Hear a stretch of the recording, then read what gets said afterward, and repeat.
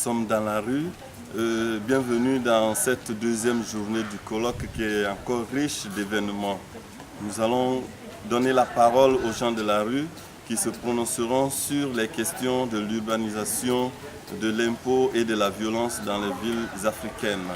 Selon vous, est-ce qu'il est bien pour nous de vivre en ville ou au village? Laissons la parole aux gens de la rue.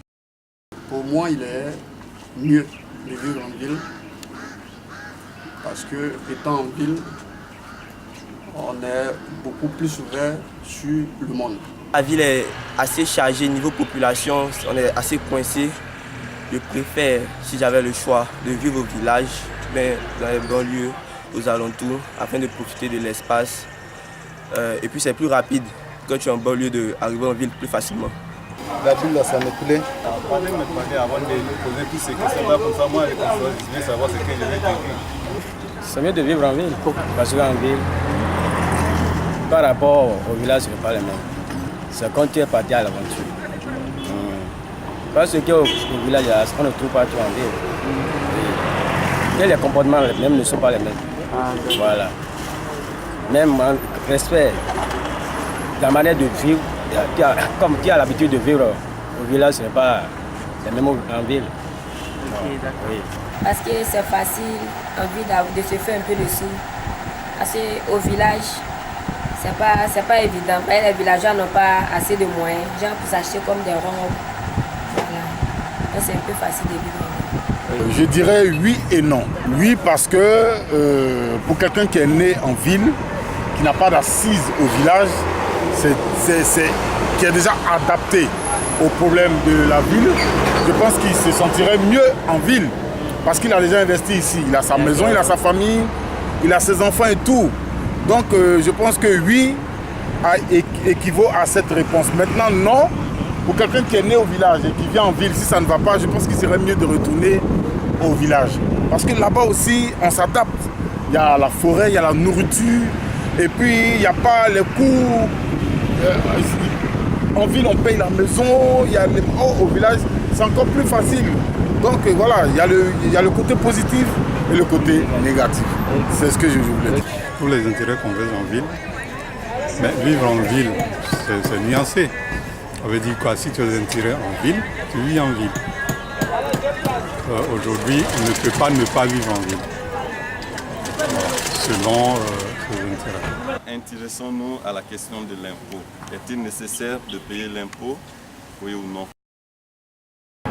Oui, payer l'impôt est nécessaire parce que c'est avec l'argent de l'impôt que l'État, voilà, je ne sais pas quoi dire, mais l'État arrive à construire certaines choses pour la population. C'est nécessaire pour tout citoyen exerçant une activité. D'abord, quand nous payons les impôts, nous participons à l'avancée de l'économie de notre société.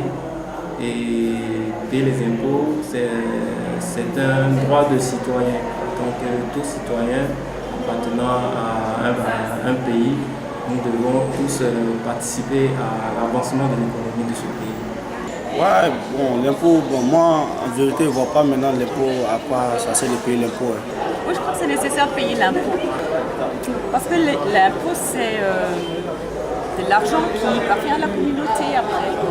C'est pour faire des investissements, notamment pour les écoles, les rues, les hôpitaux. Voilà. Donc il faut payer les impôts pour qu'après l'État puisse investir dans quelque chose de bien, dans la santé publique, dans l'éducation, pour que la population puisse en profiter. Très important, très nécessaire. C'est avec l'impôt, cette recette, que l'État subvient à tous ses besoins. Les impôts permettent à l'État de recueillir des fonds pour s'occuper non seulement de tout ce qui est ouvrage public, pour ne pas que les populations soient dans un désarroi total dans leur milieu de vie. Est-il vrai qu'il y a beaucoup de violence dans nos villes? Laissons la réponse à la rue. Bon, je pense qu'il y a beaucoup de violence dans les villes africaines. On le voit ces derniers temps aussi par les attaques, les enlèvements, par des corps qu'on retrouve dans la rue.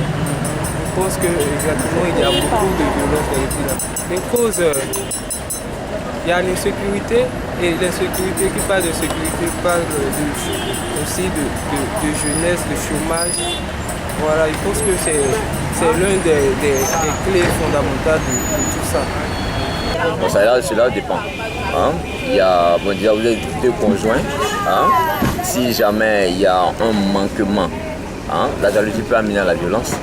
Hein? Voilà, il y a ce truc-là. Et puis, il y a le banditisme aussi. Hein? Le banditisme aussi, c'est la plus grande cause même de la violence. Hein? Parce que lorsqu'il y a un laisser-aller, hein, il n'y a pas de suivi en toutes choses. Lorsqu'on veut se faire justice, on passe carrément à la violence. Il y a beaucoup de violences dans les villes africaines parce qu'il y a un manque de sécurité. Il y a l'insécurité partout aussi. Oui, il y a beaucoup de violences en Afrique.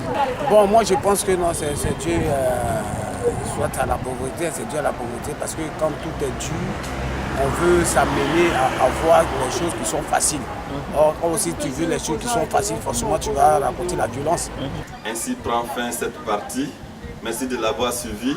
Nous vous donnons rendez-vous encore pour demain. À bientôt.